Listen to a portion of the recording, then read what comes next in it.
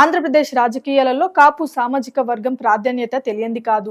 మరీ ముఖ్యంగా వంగవీటి రంగ హత్య అనంతరం ఉమ్మడి ఆంధ్రప్రదేశ్ లోను రాష్ట్ర విభజన తర్వాత జరిగిన 2 ఎన్నికలలోనూ కాపు సామాజిక వర్గం ప్రభావం ఎన్నికల ఫలితాలపై స్పష్టంగా కనిపించింది. 2014 ఎన్నికలలో కాపు సామాజిక వర్గం ఏకపక్షంగా తెలుగుదేశం బీజేపీ కూటమికి ఓటు వేసింది. అప్పట్లో జనసేన ఎన్నికలలో పోటీ చేయలేదు, కానీ తెలుగుదేశం బీజేపీ కూటమికి మద్దతు ఇచ్చింది. ఆ పార్టీ అధినేత పవన్ కళ్యాణ్ ఎన్నికల ప్రచారంలో కూటమి అభ్యర్థుల తరపున ప్రచారం కూడా చేశారు. అదే 2019 ఎన్నికలు వచ్చేసరికి జనసేన విడిగా పోటీ చేసింది. అలాగే తెలుగుదేశం బీజేపీల మధ్య పొత్తు కూడా లేదు.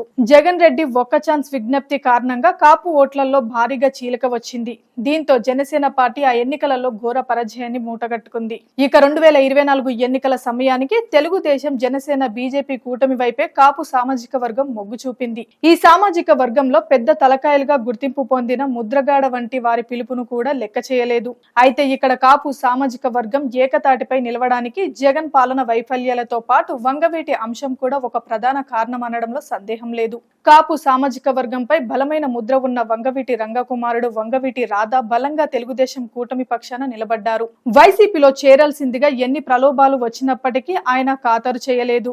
వంగవీటి రాధాను వైసీపీ గూటికి చేరడానికి ఆయనతో ఉన్న స్నేహాన్ని ఉపయోగించుకొని కొడాలి నాని, వంశీ లాంటి వాళ్ళు చేసిన ప్రయత్నాలు ఫలించలేదు. కమ్మ కాపు సామాజిక వర్గాల మధ్య వంగ హత్యకు ముందు నుంచి ఉన్న వైర్యాన్ని దూరం చేసి మొత్తం కాపు సామాజిక వర్గం అంతా కూటమి పక్షాన నిలిచేలా చేయడంలో వంగవీటి రాధా ఎంతో కృషి చేశారని తెలుగుదేశం అధినేత నారా చంద్రబాబు గట్టిగా విశ్వసిస్తున్నారు.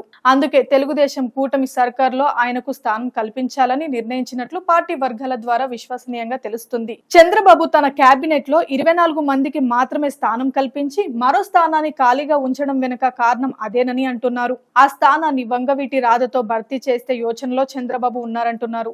ఇప్పుడు ఏపీలో ఖాళీగా ఉన్న 2 ఎమ్మెల్యే కోట, ఎమ్మెల్సీ స్థానాల ఉప ఎన్నికలకు ఈసీ షెడ్యూల్ విడుదల చేసింది. ఆ స్థానాలలో ఒకదాని నుంచి వంగవీటి రాధాను నిలబెట్టి గెలిపించుకొని కేబినెట్ లో స్థానం కల్పించే అవకాశాలు మెండుగా ఉన్నాయని పార్టీ వర్గాల ద్వారా తెలుస్తుంది. చంద్రబాబు కేబినెట్ లో ఇప్పటికే కాపు సామాజిక వర్గానికి చెందిన 4గురికి చంద్రబాబు స్థానం కల్పించారు. అయితే వంగవీటి రాధా విషయంలో సామాజిక సమీకరణ జోలికి పోకుండా కూటమి విజయం కోసం ఆయన చేసిన కృషిని గుర్తింపుగా కేబినెట్ లోకి తీసుకోవాలని ఆయన భావిస్తున్నట్లు చెబుతున్నారు.